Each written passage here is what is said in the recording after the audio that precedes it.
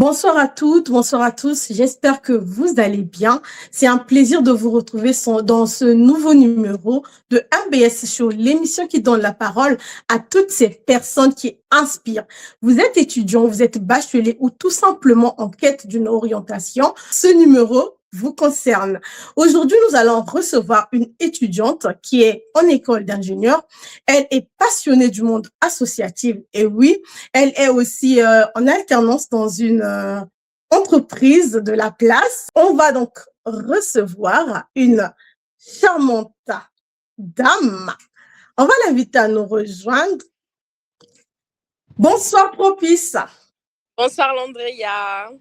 Comment vas-tu? Ça va très très bien. Je suis très contente d'être ici avec toi sur ce plateau. Merci pour cette belle invitation. Je dirais quel moment propice pour recevoir notre Propice. Je pense que sur ce coup, les parents ne se sont pas loupés avec le prénom. Ah oui, tout est favorable. J'ai envie de te dire good evening, how are you? I'm fine, what about you? Fine, pardon, s'arrête là. Vous allez comprendre pourquoi j'ai parlé en anglais. Propice, je te laisse te présenter. Alors, bonsoir à tout le monde.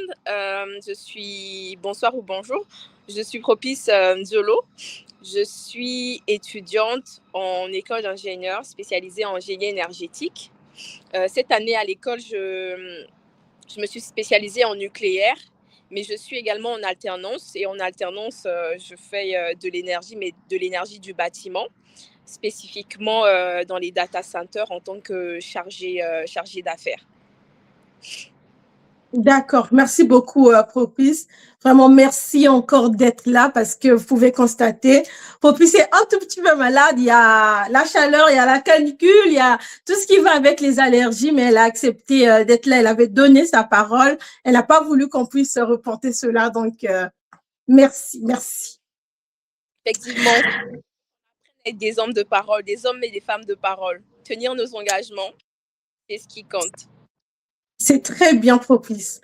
Alors, Propice, on va parler un peu de ton parcours scolaire.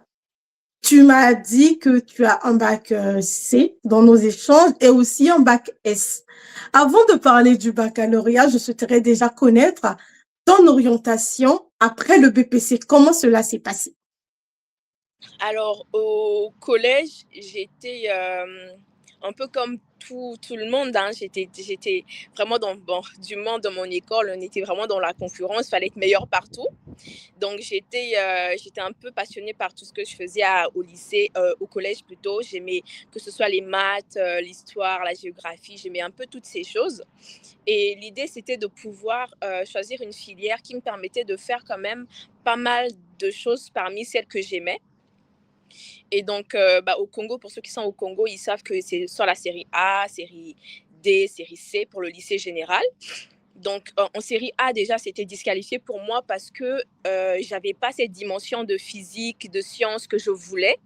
Donc, je me suis dit, je ne vais pas aller en série A parce que j'ai besoin de continuer à faire les sciences parce que c'est des choses que j'aime. Et j'ai du coup retrouvé en série scientifique, en série C notamment, cette dimension à la fois de mathématiques, de sciences physiques, mais aussi il y avait toujours de l'histoire-géographie, il y avait toujours de la philosophie, toujours du français. Donc, je retrouvais à peu près quasiment l'ensemble des matières du collège. Donc, ça, c'est vraiment ce qui m'a conduit dans un premier temps vers le lycée parce que j'avais envie d'apprendre. J'étais curieuse, je voulais pas ne plus revoir une certaine matière, mais je voulais me donner le choix d'en savoir un peu plus sur un peu tout. D'accord, Propice. Tout à l'heure, tu as dit qu'il y avait la concurrence au collège, on va dire en troisième. Donc, il fallait être meilleur partout. Est-ce que ton choix n'était pas aussi plutôt porté par rapport à la concurrence là et où y a-t-il pas eu un peu de l'influence externe en disant que, par exemple, la série A, c'est ceci, cela, comme on a l'habitude d'écouter. Est-ce que c'est vraiment toi? Tu as fait des recherches pour savoir ce qu'on pouvait réellement retrouver ou c'est juste l'influence de tout ce qu'on a l'habitude d'écouter concernant les sciences qui t'a poussé à faire sciences? Alors, moi, dans mon parcours scolaire, j'ai toujours été très perfectionniste. En tout cas, aujourd'hui, ça a un peu changé.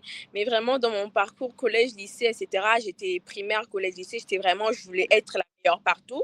Donc, j'étais vraiment obsédée par la réussite parce que j'ai eu la grâce d'avoir un père qui m'a beaucoup éduquée par des valeurs. Je pense que l'éducation, c'est vraiment la clé de tout. Aujourd'hui encore, en étant grande aujourd'hui, les paroles de mon père en étant enfant continuent à résonner en moi. Et il m'a toujours dit, il faut que tu fasses des études, il faut que tu sois excellent dans tes études, donne-toi à fond dans tes études. Et moi, ça a toujours été mon mode de fonctionnement, essayer de me donner à fond dans ce que je fais. Et puis, c'est vrai qu'il y a certains préjugés sur certaines filières, etc. Mais moi, personnellement, j'ai jamais été influencée par ce que les gens voulaient de moi. Alors, j'ai un petit défaut, c'est que je suis très têtue en ce qui concerne mes convictions. C'est vrai qu'il y a mon frère qui a fait lycée scientifique, il a fait un bac scientifique aussi, donc je le voyais souvent faire des maths au tableau quand j'étais encore au collège. Ça m'inspirait beaucoup, ça m'a beaucoup inspiré. Mais je Oui. suis plutôt quelqu'un qui s'inspire, mais qui n'est pas influencé. Et du coup, s'il y a certaines inspirations et que je trouve écho en moi, parce que je fonctionne beaucoup par résonance et par écho, si tu fais des choses et je trouve écho en moi, pourquoi pas. Mais ça a plutôt été vraiment par cette envie de pouvoir continuer à faire beaucoup plus de matière. Parce que série A, bien que j'aimais la littérature, aujourd'hui encore, j'aime la littérature. Il y a beaucoup de personnes qui me disent, mais généralement, les gens, quand ils me rencontrent la première fois, les gens sont convaincus que je suis en faculté de droit, que je fais droit, lettres, etc. Alors que pas du tout. Parce que j'aime le dire, j'ai un esprit scientifique, mais j'ai une âme littéraire. J'aime la littérature, j'aime la philosophie. Pour la petite anecdote, en philosophie, j'ai eu la meilleure note au bac français. Bravo! Juste pour dire à quel point j'étais passionnée, parce que moi, je trouve un parallélisme entre toutes ces matières. D'accord, Propice. Et pour confirmer les dires de Propice, Propice est écrivaine et elle a déjà 2 livres. Donc, vous pouvez comprendre un peu la dimension littéraire qu'elle a aussi. Propice, on va poursuivre. Donc, tu as 2 bacs. Comment ça se fait? Alors, quand je suis au collège, dans mon école, on nous parle d'un concours qui s'appelle le concours des classes renforcées. Ceux qui sont à la ville peuvent en entendre parler. Donc, c'est un programme de 3 ans du lycée qui est soutenu par Total Energy. Donc, moi, déjà, en troisième, on nous prépare déjà à ce concours-là, on nous parle déjà de ce concours-là. Donc, il faut travailler dur pour pouvoir avoir accès à ce concours. Et l'avantage de ce concours, c'est que tu fais ta scolarité gratuitement et dans de très. Donc, moi, c'est vraiment ce que je voulais parce que j'ai perdu mon père très tôt. Et grandir avec ma mère qui nous a éduqués toutes seules, c'était assez compliqué. Heureusement pour moi, pendant tout mon collège, après le décès de mon père, j'obtenais des bourses à l'école. Et donc, c'est ces bourses-là qui ont fait que ça a allégé ma mère parce que j'étais de l'établissement, etc. Donc, moi, j'avais envie de continuer dans cette facilité pour ma mère. Donc, je voulais avoir la bourse pour mes 3 années de lycée. Ça, ma mère serait tranquille. Donc, je fais ce concours-là, je l'obtiens. Et quand tu es dans les classes renforcées, tu fais 2 programmes. Programme français, série C et série S. À l'époque, c'était le bac S avant la réforme au niveau de la France. Donc, c'est comme ça que les 2 bacs. Donc, tout simplement appelé bac scientifique. OK. C'est ça, exactement. D'accord. Donc, après cela, tu obtiens tes 2 diplômes. Qu'est-ce qui se passe par la suite? Alors, j'obtiens mes 2 baccalauréats. Donc, comme je l'ai dit, je pense que la période de lycée, j'ai jamais autant travaillé. J'étais vraiment très focus, travail, j'avais pas d'autre vie. Et c'est probablement parce que les générations avant, il y en avait qui avaient des bourses aussi pour venir étudier en France. Donc, quand tu as une bonne mention très bien, bien, tu as une bourse et du coup, tu viens étudier en France. Donc, moi, j'étais motivée par la bourse, encore une fois de plus, faciliter la tâche à ma mère. Donc, j'étais très focus sur cette période-là et c'était une très, très belle expérience humainement parce que j'ai rencontré des personnes extraordinaires, des amis qui sont devenus des frères aujourd'hui, des sœurs aujourd'hui, on est inséparables, mais aussi personnel parce que ça m'a permis de découvrir le potentiel que je pouvais avoir. Je me suis surprise à faire des choses que je pensais impossibles. Et ça m'a vraiment permis de connaître mes limites, connaître mes capacités et aussi d'apprendre à m'écouter. Et ça a été une très, très belle expérience. Mais c'est grâce aux classes renforcées que j'ai su ce que je voulais faire plus tard, notamment. D'accord. Tu as su ce que tu voulais faire plus tard. Alors, qu'est-ce que tu as découvert et qu'est-ce que tu as choisi de faire? Parce qu'aujourd'hui, tu es en France, mais tu nous as d'abord parlé du Congo. Ça veut dire que tu as obtenu ton baccalauréat au Congo. Tes 2 bacs t'ont permis de faire le choix de ce que tu voulais faire, mais on ne sait pas encore ce que tu voulais faire et comment est-ce que tu arrives en France aussi. Donc, parle-nous un peu de ce petit temps-là avant ton arrivée en France. Alors, quand j'obtiens mon bac, j'obtiens mes 2 baccalauréats avec mention. Et du coup, c'est le bonheur, c'est l'euphorie. On est content, on se dit, voilà, on a charbonné pour quelque chose. Et On l'a enfin obtenu. c'est ça, on l'a enfin obtenu.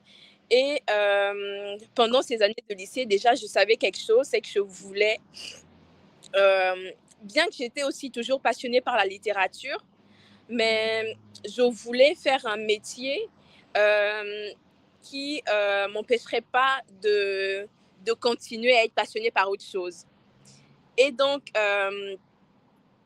une fois, on a fait un cours de développement durable. Donc, c'est un peu là le cheminement, comment j'ai su mettre les choses dans l'ordre dans ma tête.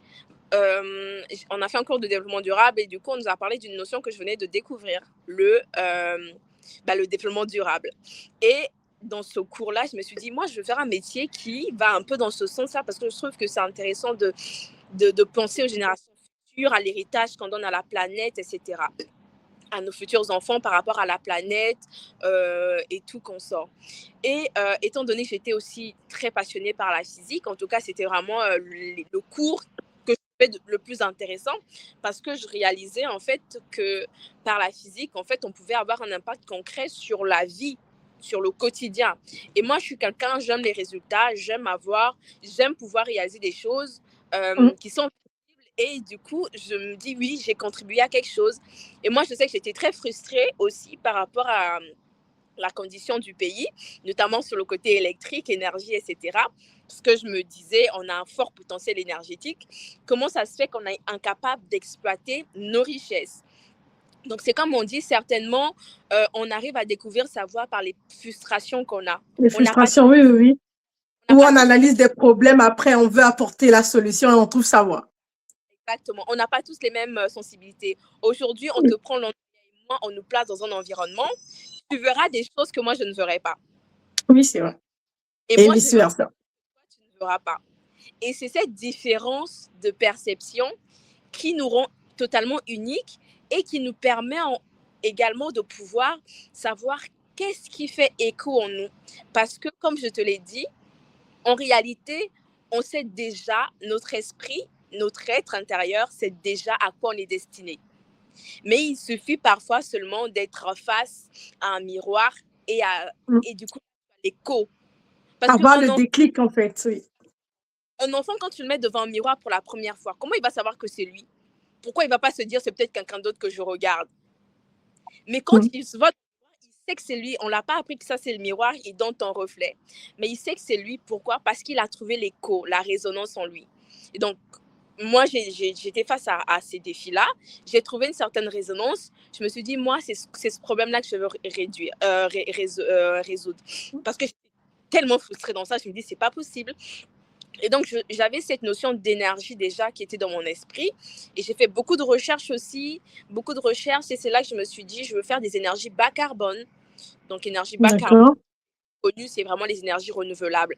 Parce que ça respecte vraiment les accords voilà, du développement durable, etc.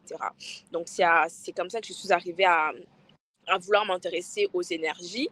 Et quand j'ai mon bac, malheureusement, c'est le bac Juste, Covid. excuse-moi pour ne pas te couper parce que nous sommes là aussi avec nos frères et sœurs qui viennent peut-être d'avoir le bac ou certains qui sont au lycée, qui ne connaissent pas certains thèmes techniques que tu peux aborder. Donc, est-ce que tu peux nous donner un peu deux exemples de l'énergie bas carbone pour visualiser un peu ce que tu dis? Ok, donc énergie bas carbone, ce sont des énergies qui ont de faibles émissions de gaz à effet de serre, notamment du CO2. Quand on parle de bas carbone, on parle notamment du CO2. Donc, on a, ce qui est très connu, on a l'énergie solaire. On a aussi l'énergie hydraulique, parce que c'est de l'énergie qui provient des ressources naturelles et non des ressources fossiles comme le pétrole, etc. Et dans les énergies bas carbone aussi, on a le nucléaire, qui n'est pas du renouvelable, hein, comme l'énergie solaire, etc. Parce que le renouvelable vient dans l'aspect de perdurer. C'est-à-dire que l'énergie solaire, elle est inépuisable, ce qui fait qu'elle est continuellement renouvelable.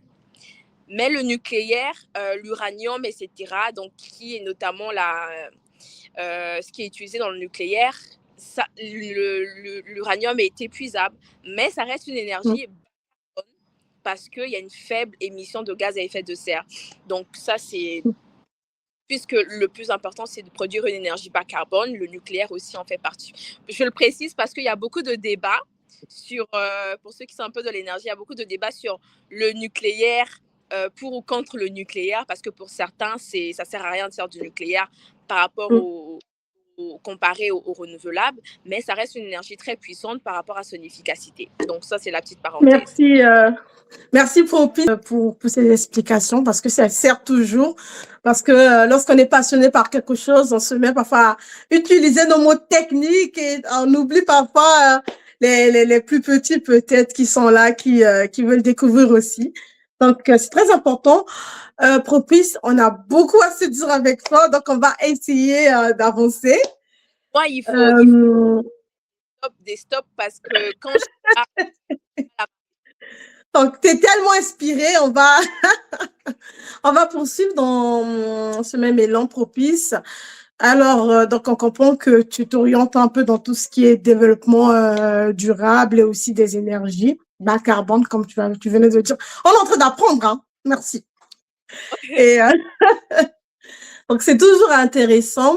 Finalement, tu fais la procédure Campus France, c'est ça, pour venir en France? Comment ça se passe en termes des démarches et aussi en termes du choix des universités, on va dire cela? Alors, pour les démarches, déjà, il faut savoir que moi, j'ai fait 2 années sabbatiques par contrainte, parce que finalement, l'année où moi j'ai fait le bac, c'était l'année Covid, donc il n'y avait pas de bourse, les bourses ont été arrêtées dans mon école, donc personne n'a pu obtenir la bourse. On a été rappelés, les 5 premiers ont été rappelés, j'ai été rappelée, mais malheureusement, parmi nous 5, personne n'a obtenu de bourse à cause de la conjoncture économique. Donc finalement, tous mes espoirs qui reposaient sur cette bourse partaient vraiment dans l'eau parce que je n'avais pas de plan B à ce moment-là. J'avais qu'un seul plan A. Et là, du coup, je me retrouve sans plan B et je me dis, qu'est-ce que je fais? Ma mère me dit, va à Mariangouabi. Moi, je dis, maman, je suis désolée, je ne peux pas. Alors, je n'ai rien contre Mariangouabi. Hein. J'ai des amis qui ont été là-bas, qui réussissent très bien. Mais comme je l'ai dit, je suis vraiment quelqu'un de résonance. Et c'est peut-être aussi un défaut ou quoi, mais quand je ne sens pas quelque chose, je ne vais pas m'entêter à le faire. Et moi, je savais. Je fonctionne avec des convictions. Je savais que si je partais là-bas, j'allais juste perdre du temps et que ce n'était pas mon chemin. Et donc, j'ai dit à ma mère, écoute, moi, je vais aller en France. Elle me dit, quoi? Tu parles de quelle France? Vous savez, quand vous venez d'une famille très modeste et qu'il n'y a personne qui a même quitté pendant pour aller à domicile. Donc, il y a des rêves qui sont hors de portée. Mais j'étais convaincue que c'est vrai que c'est hors de portée. Et ça, c'est quelque chose qui m'a aussi beaucoup aidée, c'est mon environnement. Donc, dans mon école, j'étais entourée des enfants d'eux, des fils d'eux, qui se visualisaient déjà en France. Et je me suis dit, attends, mais pourquoi pas moi? Si Tout est possible. C'est possible. Donc, ces ambitions des autres ont nourri mon ambition aussi. Je me suis dit, je veux aller en France parce que j'avais déjà commencé à me renseigner. Au Congo, je ne trouvais pas ma formation d'ingénieur sur les énergies. Et j'avais déjà commencé à me renseigner sur la France et c'était un pays qui était vraiment très axé sur ça. Je voulais venir en France, pas d'autre chose. Je me suis dit, moi je suis chrétienne, hein, pour ceux qui ne sont pas, c'est pas grave, mais en tout cas, j'ai dit, Seigneur, moi c'est ça que je veux pas autre chose. Donc, c'est comme on dit, franchement, quand vous avez une vision, ça peut prendre du temps, mais parfois, il faut être un peu têtu dans la vie, il faut être obstiné, parce que il y a des portes qui vont s'ouvrir facilement, mais il y a d'autres portes, il va falloir les forcer. Et moi, je dis toujours, c'est pas parce qu'une porte est fermée et qu'elle n'est pas facilement ouverte qu'elle n'est pas faite pour toi. Parce que souvent, on se dit, vas-y, c'est pas fait pour moi. Dieu veut pas, j'essaie d'ouvrir la porte, elle est fermée. Non. Souvent, la porte est fermée exprès pour te permettre de te surpasser en la poussant et que tu te rends compte que finalement, j'ai un peu de force ici.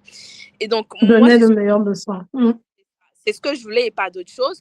Donc, ce qui a fait que je suis restée au Congo pendant 2 ans, ça m'a permis de travailler, de me découvrir aussi, d'économiser, de convaincre ma mère, etc., pour qu'on essaie de faire des prêts, etc. Donc, ça, c'est comme ça qu'on s'est préparé avec ma mère pendant ces 2 ans pour me permettre de réaliser mon rêve. Voilà pourquoi je dis que c'est une bénédiction d'avoir des parents qui croient en vous. Donc, il y a des rêves que les enfants ont qui sont peut-être, parce qu'on est enfant, on se permet de rêver autant que les parents qui sont beaucoup plus réalistes. Mais avoir des parents qui te soutiennent, ça, franchement, moi, ça a été ma bénédiction. Ma mère, c'est vraiment Oui. C'est très important et même mentalement, ça nous permet encore de donner le meilleur de nous et encore de continuer à y croire, en fait. Exactement. Donc, ensuite, après les 2 ans, je fais la procédure Campus France. Ça fonctionne. J'avais déjà repéré des écoles. Donc, c'est des écoles que j'ai choisies. Et c'est à ce moment-là que j'arrive en France et que je commence ma formation en transition et efficacité énergétique. Donc là, c'est un BUT que tu as pu obtenir alors à Lorient. C'est bien cela? Exactement, à Lorient. Comment ça se passe l'intégration déjà la première année avec la vie académique, mais aussi personnelle? Au Alors, vu de tout ce que tu venais de nous raconter, je suppose que c'est pas déjà facile en termes d'intégration, moyens financiers, tout ce qui va avec. Comment est-ce que toi, tu as vécu cela? Alors, financièrement, c'était très dur parce qu'effectivement, je suis arrivée en France, j'avais zéro. J'avais rien du tout. Donc, dès que je suis arrivée, je savais qu'il fallait que je fasse le tout possible pour avoir des sous. Donc, je suis arrivée avec une mentalité, je vais aller chercher un job étudiant. Ce qui est bien, c'est que j'étais déjà préparée à la difficulté. J'ai connu beaucoup de difficultés dans ma vie. Ce qui m'a un peu aussi aidée à avoir un mental d'acier. Donc, c'est vrai que la France est très compliquée, mais moi, je me suis dit, écoute, j'ai eu ce que je voulais, donc je vais encaisser tout ce qui est possible, tant que ça me permet de réaliser mon rêve. Donc là, je profite aussi pour dire aux personnes qui arrivent nouvellement, c'est vrai qu'on va vous préparer, on va vous dire c'est compliqué la France, et c'est vrai, c'est une vérité. Mais on peut être au-dessus de cela en se disant simplement, c'est compliqué pour tout le monde. Alors, tant que ça me permet d'accomplir ce pourquoi je me suis battue pour venir en France, bah, je vais tenir le coup. Donc, moi, j'ai plutôt tenu le coup moralement parce que j'ai connu pire déjà avant. Donc, j'arrive focalisée sur trouver du job et j'ai eu la grâce parce que j'ai été reçue par des grandes sœurs. Il y a Sarah, il y a Pamela, il y a Théo que je salue, que j'aime beaucoup, hein, si jamais elles suivent l'émission. Et donc, j'ai vécu avec elle pendant 1 an et ça m'a beaucoup aidée parce que je suis arrivée, j'avais rien du tout. Et pendant ces 1 an, dès que je suis arrivée, j'étais focalisée, il fallait que j'aille travailler. Donc, j'avais déjà mon CV qui était préparé avant même que j'arrive en France. Et, et dès Juste pour savoir, est-ce que le fait aussi d'aller chercher déjà à tout prix un job étudiant n'a pas impacté ou influencé négativement ton travail à l'université? Alors, c'est ce que les gens auraient pu, c'est ce que les gens pensaient et c'est ce que j'aurais pu penser, mais pas du tout. Parce que, comme je l'ai dit, j'ai fait 2 bacs et franchement, j'ai jamais autant travaillé au lycée. Jusqu'à aujourd'hui, même aujourd'hui à l'université, on se dit l'université c'est compliqué, etc. Mais j'ai jamais autant travaillé qu'au lycée. Et donc, j'étais déjà habituée au travail acharné. Et quand j'arrive à l'université, je suis arrivée avec un mois de retard. Donc, il y a eu des cours que je n'ai pas eu, mais ça ne m'a pas permis d'être parmi les meilleurs. Parce que j'étais déjà habituée au travail acharné. Donc, ça m'a beaucoup aidée aussi. Ça m'a beaucoup aidée parce que je suis arrivée, je me suis dit, ah bah, le rythme, il est plutôt abordable. C'est vrai que c'était compliqué. Et comparé à ce que j'ai fait, parce que les classes en français, c'est vraiment ta plus de vie, quoi. Tu fais 2 programmes à la fois. Déjà qu'un bac, c'est compliqué. 2 bacs. Donc, ça m'a beaucoup aidé à m'adapter. Et du coup, mon job étudiant, je travaillais au McDo. Je finissais les cours à 18h tous les jours. Et je travaillais de 19h à 22h. Et quand tu finis, tu rentres à la maison, il est parfois 23h, etc. Le lendemain, tu as cours. Donc, c'était très dur d'enchaîner. Et donc, moi, j'avais ma stratégie qui m'a permis de tenir, c'est que je me disais, je ne peux pas sortir du cours si je n'ai pas compris quelque chose. D'accord. Donc, Je rentre- toi, ton astuce, c'était vraiment la compréhension, faire le paquet en classe et le reste, on verra. Le reste, on verra, c'est ça. Donc, parce que je savais que quand je termine, je dois aller bosser. Et quand je rentre à la maison, je suis fatiguée, il faut que je dorme pour me lever tôt pour venir à l'école. Donc, et le week-end, je bossais encore doublement parce que parfois, je faisais des clauses, comme ça qu'on s'appelait. Donc, tu finissais plus tard, à minuit, etc. À Donc, minuit, 1 heure, oui. donc je savais que je n'ai pas forcément plus de temps que ça en dehors des cours. Donc, je rentabilisais beaucoup pendant les cours, pendant les TT et pendant les pauses. Donc, quand on a 1 heure de pause, je mange 10 à 15 minutes et je révise. Je révise. Donc, le plus important, c'est vraiment de trouver une bonne stratégie qui marche avec nous. D'accord. Merci beaucoup, Propice. Tu as fait ton BUT en 2 ans. La troisième année est partie où? Qu'est-ce qui se passe? Je ne comprends pas. Est-ce que tu as abandonné ou c'est comment? Le BUT, comme tu l'as dit, c'est une nouvelle réforme. À l'époque, c'était le DUT qui se faisait. Donc, le BUT, du coup, il se fait maintenant en 3 ans. Mais dans mon école, c'était une petite particularité, mais en tout cas, on permettait à certains de partir à partir de la 2e année, mais à condition d'être parmi les meilleurs. Donc, moi, déjà, de base, je ne voulais plus faire l'école d'ingénieur. Pourtant, j'étais focalisée, je savais pourquoi j'étais venue en France, mais à un moment, j'ai un peu perdu cette envie d'aller en école d'ingénieur parce que je me suis dit, j'étais en alternance et ça se passait très bien dans mon alternance. Mon maître d'alternance, on était très, très bien. Aujourd'hui encore, on est en contact, on est devenus des amis quasiment. Et il me disait, moi, je veux que tu restes avec toi, je veux que tu termines ta 3e année, je veux te garder avec moi dans mon entreprise, te faire signer un contrat, etc. Donc, moi, je me projetais déjà dans cette vie. Je me suis dit, bon, écoute, dans tous les cas, je fais déjà, parce qu'en alternance, j'étais en bureau d'études, Oui. je fais de l'ingénierie en soi. Excuse-nous. Non, non, mais rien à voir. Je faisais déjà de l'ingénierie et je me suis dit, bon, les cas, avec ou sans diplôme d'ingénieur, je peux continuer à faire ce pourquoi j'ai toujours voulu exercer. Et c'est là que c'est vraiment très important parce que dans notre parcours, il y aura toujours des petits moments où on va un peu perdre de vue notre vision. On va un peu essayer de trouver des raccourcis parce que, très honnêtement, moi, à ce moment-là, je voulais des raccourcis parce que j'avais besoin d'argent. Je me suis dit, Oui.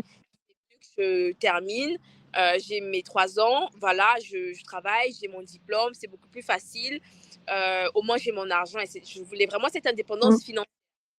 Et Alors, ça m'a qu'est-ce qui t'a en fait motivé à intégrer un parcours d'ingénieur finalement, après tout ce moment de doute? Parce que on va dire, tu avais quand même l'avenir déjà tracé, il te restait juste 1 année, après tu as ton CDI, basta. Qu'est-ce qui a fait que tu puisses revenir vers ton premier amour et ta première vision? Alors, j'ai pas du tout eu de motivation, bizarrement, à revenir. Mais par contre, je suis quelqu'un de très attentive et j'écoute beaucoup.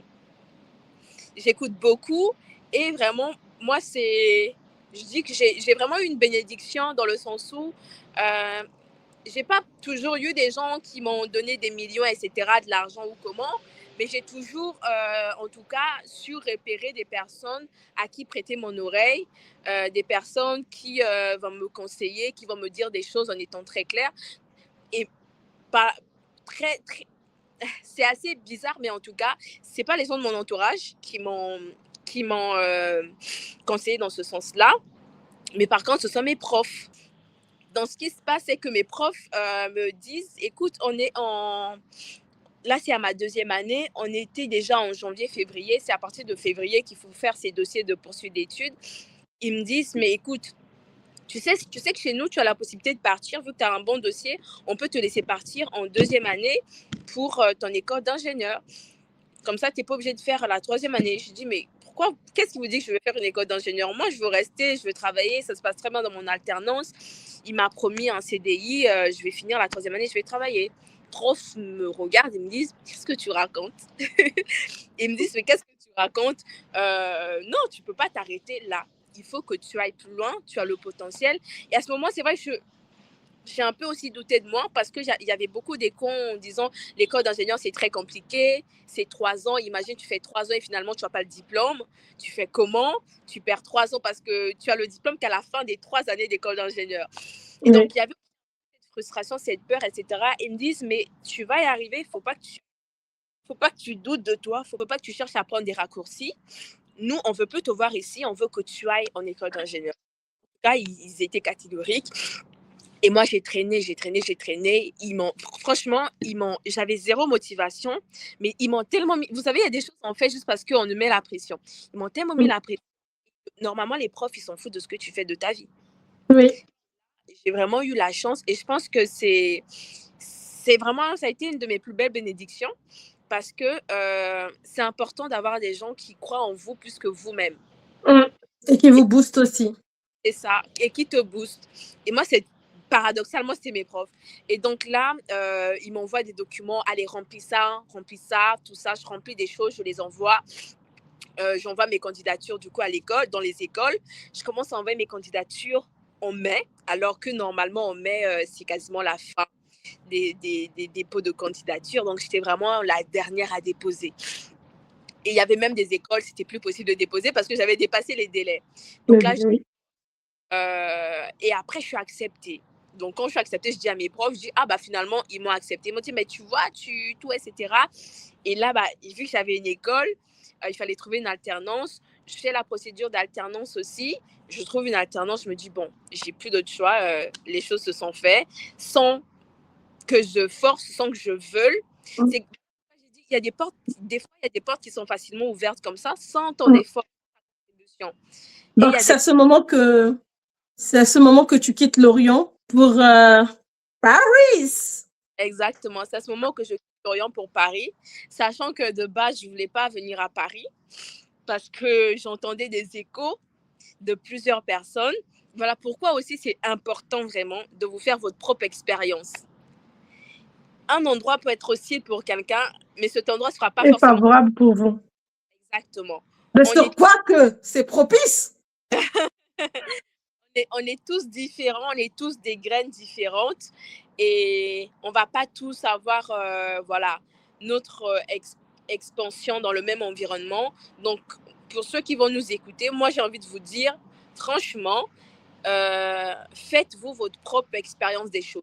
Si ça ne marche pas, ce n'est pas grave. Au moins, vous aurez essayé. Mais en tout cas, vous avez votre propre avis, pas l'avis des autres. C'est bien, en tout cas, faites votre propre expérience et tirez des résultats. Mais surtout, écoutez aussi votre entourage, on ne sait jamais. Ils peuvent connaître votre potentiel avant même que vous puissiez réaliser que vous avez un certain potentiel. Propice, on va continuer dans cette même lancée. Alors, rapidement juste, comment est-ce que tu faisais avec les recherches d'alternance? Parce que actuellement, il y a des étudiants aussi qui sont en train de chercher. Si tu as des petits tips que tu peux donner, on va dire en 2 minutes, quels conseils que tu peux donner et qui t'a permis d'obtenir ton entretien, déjà, on va dire ça comme ça, et aussi avoir l'alternance, que ce soit pour le cycle d'NG ou pour ton BUT? Alors, pour l'alternance, moi, ce qui m'a beaucoup aidé, je vais vous donner deux choses. Hein. En tout cas, la première, c'est la clé la plus principale. C'est vraiment ce qui m'a le plus aidé. C'est ne négligez pas les job dating qui sont organisés par les écoles. Parce qu'aujourd'hui, il faut qu'on soit sincère, c'est qu'on est dans un monde de système. Et le système aujourd'hui, les entreprises vont directement chercher les personnes concernées dans les écoles, dans des écoles type, par exemple. Oui. Donc, dans mon BUT, j'ai trouvé mon offre d'entreprise grâce à mon école. À l'école. C'était des partenaires, en fait.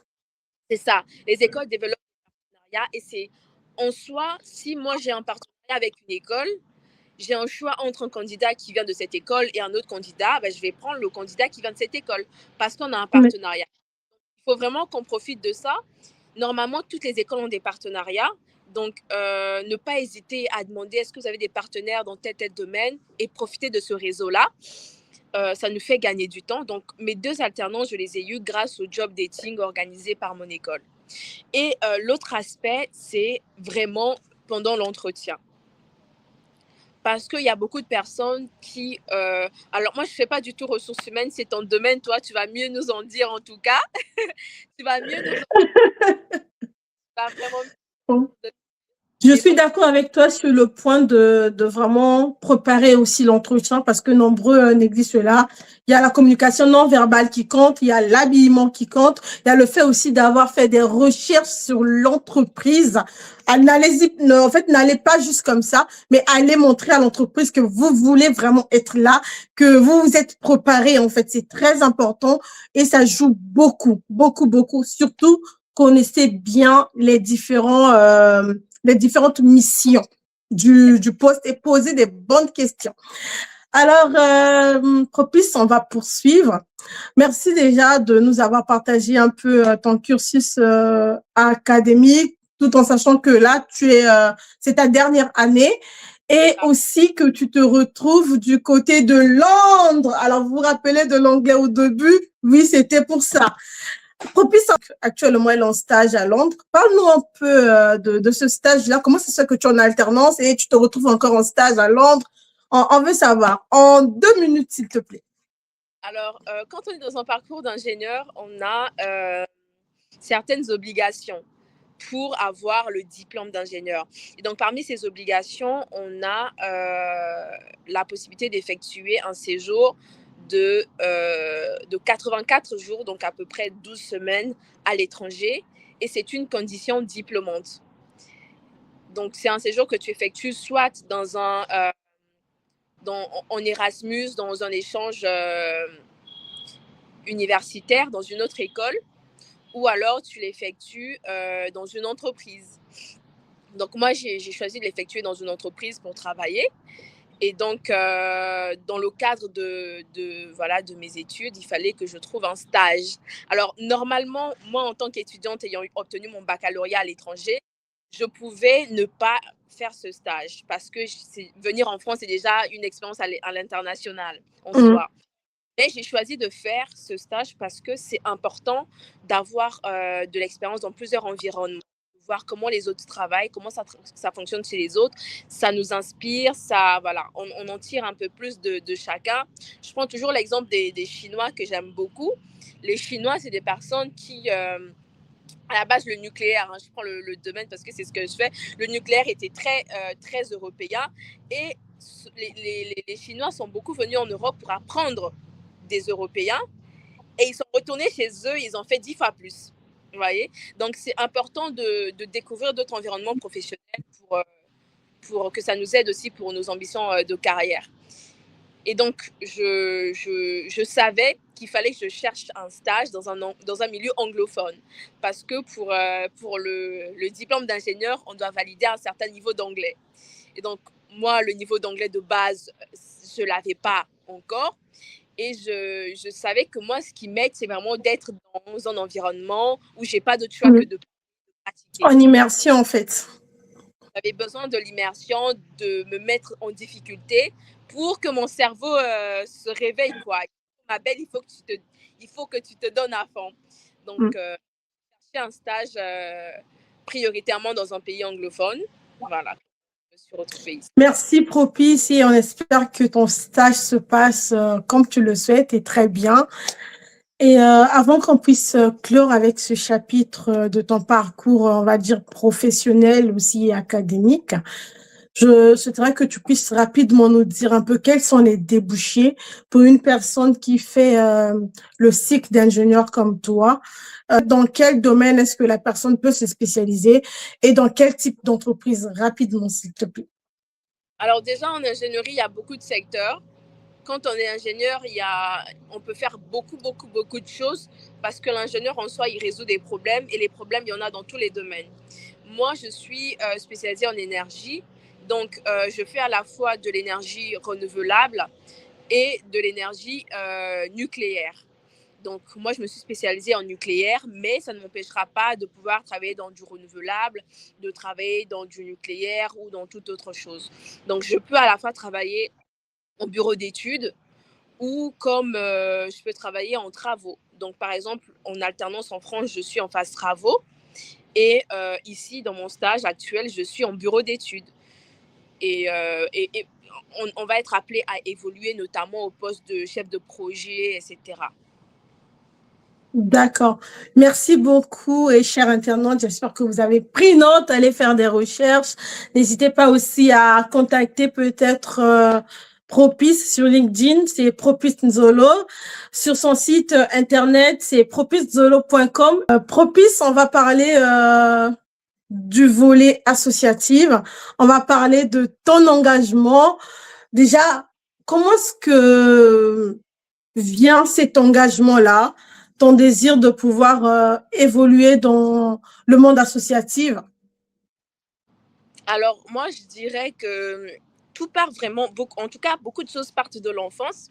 J'ai toujours, c'est en grandissant que je réalise en fait que j'ai toujours voulu donner un peu du mien. Donc, au primaire, collège, c'était certainement avec les copains, en essayant d'expliquer des choses, aider les gens, les autres à comprendre certaines choses, certaines matières, etc.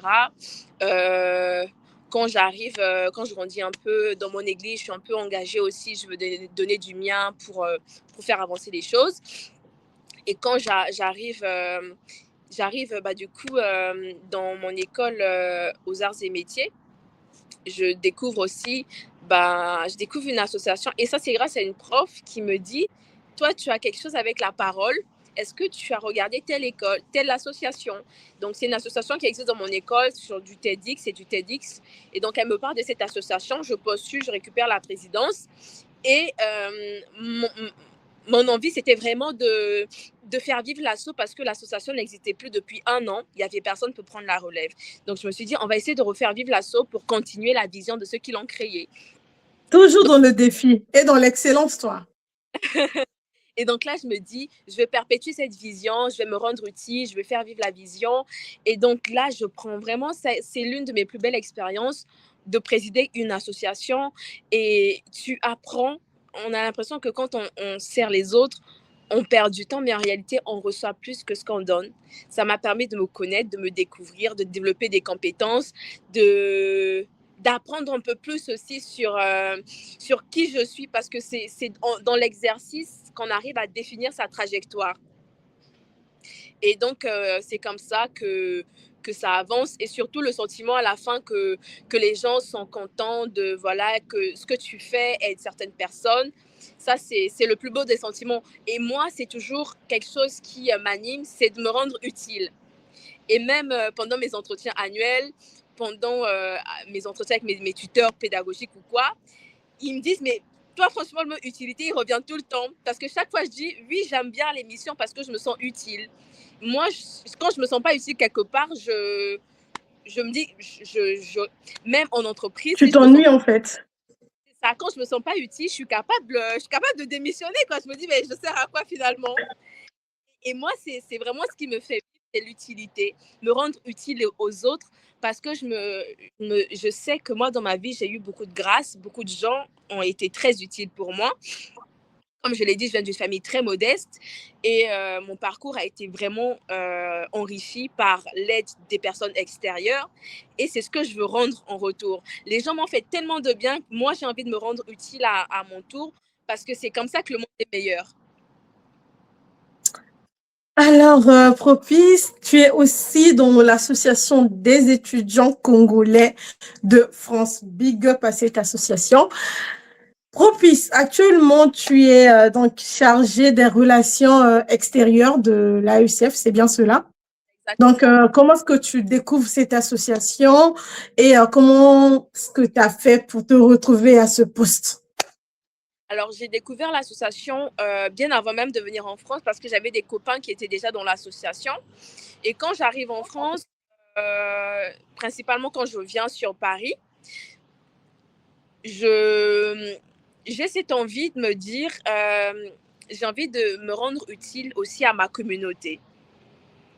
Je vois qu'il y a des choses qui se font, je me dis, je veux me rendre utile à ma communauté et c'est comme ça qu'on arrive à construire quelque chose. Alors, j'aime beaucoup le Congo. La raison pour laquelle, d'ailleurs, je me suis orientée dans les énergies, c'était parce que je voulais réparer quelque chose au Congo, une problématique au Congo. Et donc, ma terre, c'est moi, c'est ma vie, c'est le pays,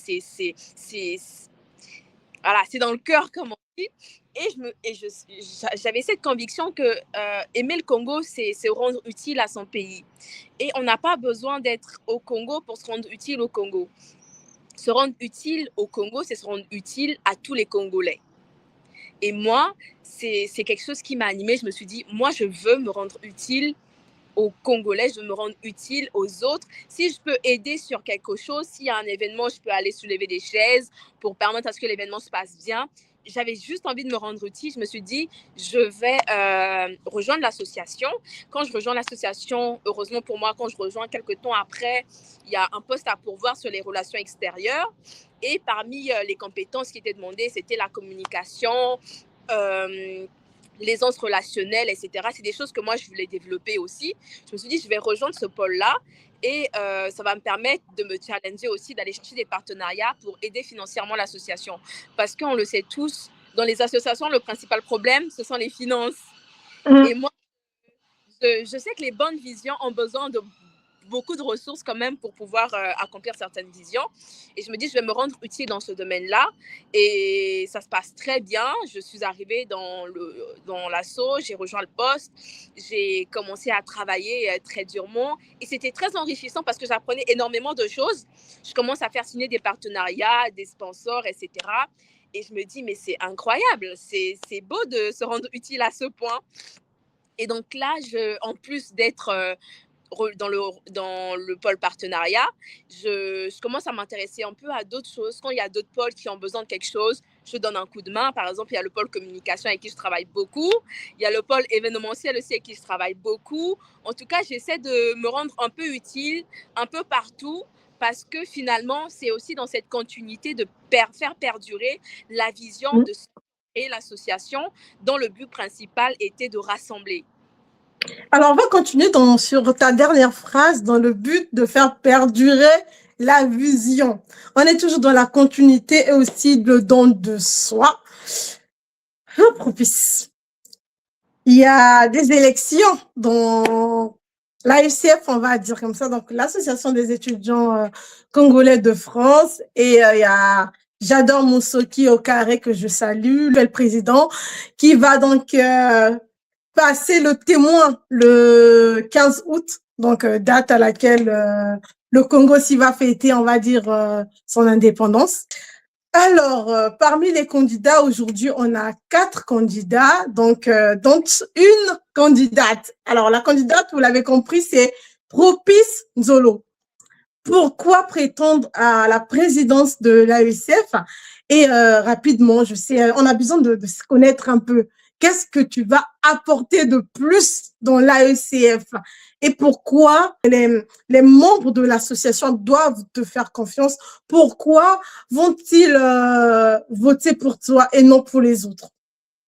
Alors, il y a une phrase qui a toujours été comme un mantra pour moi. C'est une phrase de Nelson Mandela qui dit que ce qui compte dans la vie, ce n'est pas seulement le fait d'avoir vécu, mais c'est la différence qu'on apporte dans la vie des autres.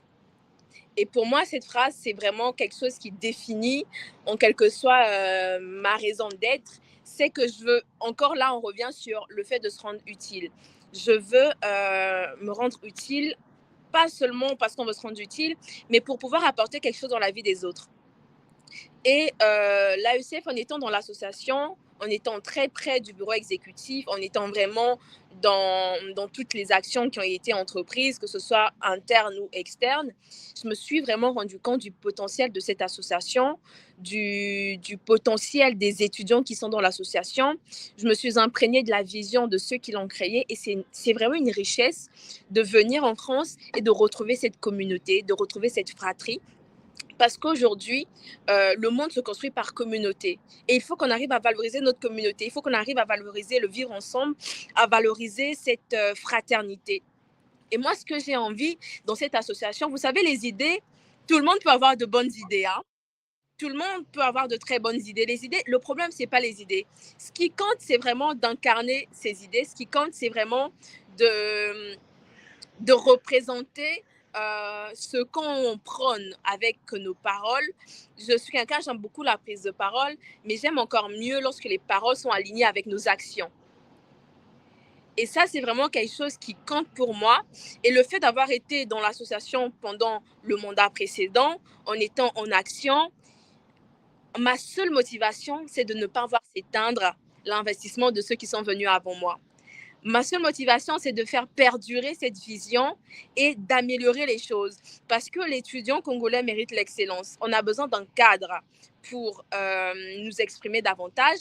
On a besoin d'un cadre pour montrer que l'association des étudiants congolais, ce n'est pas que des jeunes qui n'ont rien à faire, qui viennent se rencontrer, mais c'est une pépinière de talents. Parce qu'aujourd'hui, le Congo de demain, c'est nous. Ce n'est même pas le Congo de demain, on est déjà le Congo d'aujourd'hui.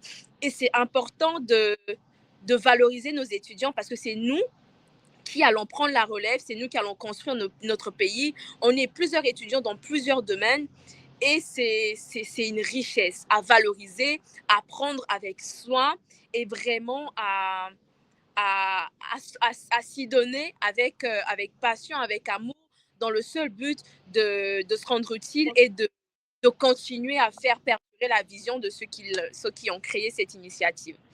Je vais juste te donner les débuts de certaines lettres et toi, tu pourras m'expliquer parce que j'ai fait un peu ma curieuse, on va dire. Je suis allée voir les différents programmes et dans le tien, est-ce que le S te dit quelque chose? Le S comme structuré, par exemple, est-ce que ça te parle? Oui, effectivement, parce que je considère que, vous savez, en tant qu'être humain, moi, je suis debout, je suis assise aujourd'hui parce que j'ai une colonne vertébrale qui est intacte. Moi, je suis dans le bâtiment et je sais que les fondements, c'est la base. Hein. On ne va pas investir des milliards à construire un immeuble qui va s'effondrer dans 5 ans, 10 ans. On peut pas vouloir faire de grandes choses sans d'abord être fidèle dans les petites choses, sans d'abord être fidèle dans la structure, ce qui fait vivre l'association. Et donc, je considère que la structure de l'association, c'est vraiment la base. Et quand je parle de structure, c'est vraiment l'interne de l'asso. Parce que de l'extérieur, on organise des événements, les gens viennent, etc. Ça, c'est l'externe. Mais en interne, on a les pôles. L'association vit par ses pôles, l'association vit par ses villes, l'association vit par ses régions. Et on a besoin de mieux restructurer tout cela afin de pouvoir mieux répondre aux besoins des étudiants. Parce que dans l'association, aujourd'hui, on a un pôle ressources humaines. Le pôle ressources humaines se charge à trouver des stages d'alternance, à préparer les gens. On a un pôle social qui est là pour les problèmes sociaux des étudiants. On a un pôle juridique pour les problèmes juridiques des étudiants. En réalité, on a déjà tout ce qu'il nous faut pour mieux. Parce que la vision, mon objectif à moi, ma vision, c'est de répondre au mieux aux besoins des étudiants. Et donc, pour répondre au mieux aux besoins des étudiants, on a besoin d'une bonne structure, des pôles qui vivent, qui sont en plein exercice de leurs compétences. Et c'est ce qui rend l'association encore plus meilleure. Merci, Propice. On va continuer. Si on parlait du I comme innover. Alors, le I comme innover, pour moi, c'est très important parce que faut pas qu'on oublie quelque chose. faut pas qu'on oublie pourquoi on est venu ici. Moi, à un moment voilà, comme je l'ai dit un peu en amont, j'ai un peu oublié pourquoi je suis venue en France. Et donc, c'est important de nous rappeler qu'on est ici pour nos études. Et quand on est engagé dans nos études, il faut qu'on vise l'excellence. Parce que c'est dans l'excellence qu'on va se faire respecter, c'est dans l'excellence qu'on va honorer notre pays. Et donc, l'aspect innover, c'est pour valoriser cette pépinière d'intellectuels. On a des étudiants qui sont dans divers domaines, que ce soit en sciences, technologies, en littérature, dans le social. On a une pépinière. On a une pépinière d'idées. J'ai créé l'AECF entre elles en 2026 ici, donc le cercle des femmes de l'association. Et quand on a fait notre première activité, chacune de nous s'est exprimée. Et moi, j'étais émerveillée. Je me suis dit, mais elles sont tellement inspirantes, toutes ces personnes, mais juste qu'elles n'ont pas la possibilité qu'on leur donne la parole, par exemple. Donc, il y a des gens qui sont très compétentes. Toi, aujourd'hui, tu peux former des gens en ressources humaines. C'est ce que tu fais en entreprise. Et on a besoin de tous ces talents-là. Tu as une vision à partager. Et il y a beaucoup qui cherchent des stages, par exemple. Toi, tu es dans le domaine. Mais tu n'imagines pas comment tu es une bénédiction pour beaucoup de personnes. Mais c'est ça, c'est qu'on est parfois dans l'ombre, on n'a pas la parole, etc. Et l'objectif de innover, c'est de mettre en lumière nos talents, de mettre en lumière nos compétences, promouvoir l'excellence académique et perpétuer cette image du Congolais très intelligent. En plus, on sait que tu es beaucoup inspiré là, mais on va continuer. R comme rayonner. Qu'est-ce que ça te dit? R pour rayonner. Alors, l'objectif de rayonner, c'est comme on le dit, c'est de rayonner. Ça, c'est venu comment? J'ai participé à un événement où je représentais l'AECF dans un panel. Et il y a une délégation de l'ambassade qui est venue me dire à la fin, « Madame Diolo, vous êtes très pertinente, mais vous n'êtes pas assez visible avec l'association. » Et là, je réalise que notre association a du potentiel, mais on n'est pas dans le champ de vision des partenaires, des personnes qui peuvent nous aider. Et c'est là que je réalise qu'il faut qu'on mette un fort accent sur la visibilité, parce que le rayonnement nous ouvre des opportunités. Et donc, l'objectif de ce mandat, c'est aussi de mettre cet accent sur cette visibilité, sur cette influence de l'association, afin d'attirer vers nous les opportunités. Est-ce comme se connecter? Exactement. Donc, dans la vision de connecter, c'est très important pour nous parce que, excusez-moi, j'ai 2 leviers à capitaliser dessus. Vous savez, on a beaucoup de relations, mais parfois on ne sait pas capitaliser nos relations. Et la vision de se connecter, c'est de capitaliser nos relations. Aujourd'hui, grâce à nos anciens bureaux, l'AECF aujourd'hui a une bonne base de données de partenaires, des personnes avec qui on collabore. Et nous, notre objectif, c'est de capitaliser avec eux pour que ces personnes-là viennent nous aider à répondre à nos besoins. Ils sont dans des entreprises, ce sont des gens qui sont dans des entreprises, qui ont du relationnel. Nous, on a des besoins de nos étudiants. Si on a un étudiant qui est en galère d'un stage, normalement, avec le relationnel qu'on a, on peut répondre à ce problème-là. La preuve en est déjà avec le petit réseau que j'ai réussi à créer dans la SCF, j'ai déjà réussi à placer 4-5 personnes dans un stage d'une alternance. Et donc, moi, ce que j'ai envie de faire, c'est de capitaliser sur ce réseau, que ce soit ici en France ou au Congo, parce qu'on travaille aussi avec des institutions ou des entreprises au Congo, et c'est ce que j'ai vraiment envie de mettre en avant, et aussi de capitaliser avec les alumni, parce qu'il y a des anciens étudiants qui sont aujourd'hui des travailleurs, et notre objectif, c'est qu'eux qui sont aujourd'hui dans des entreprises nous servent de pont vers les opportunités.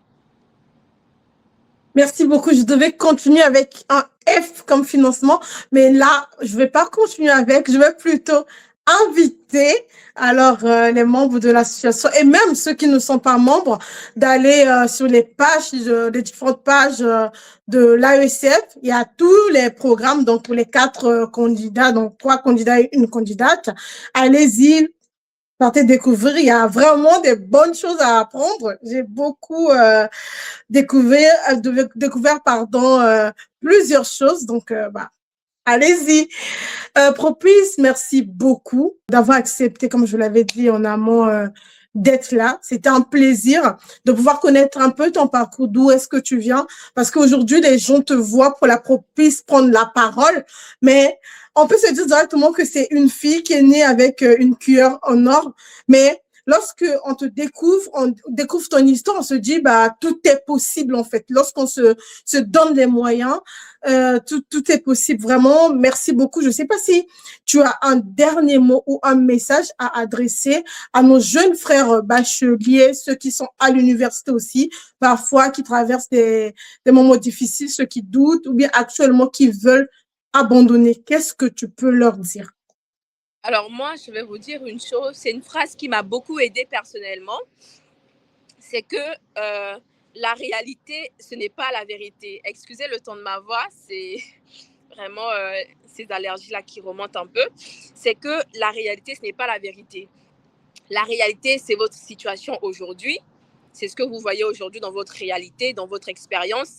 Ça, c'est temporaire. Mais la vérité, c'est ce qui est à l'intérieur de vous. La vérité, c'est cette certitude qui est à l'intérieur de vous que personne ne peut vous arracher. Écoutez cette voix qui vous parle en vous.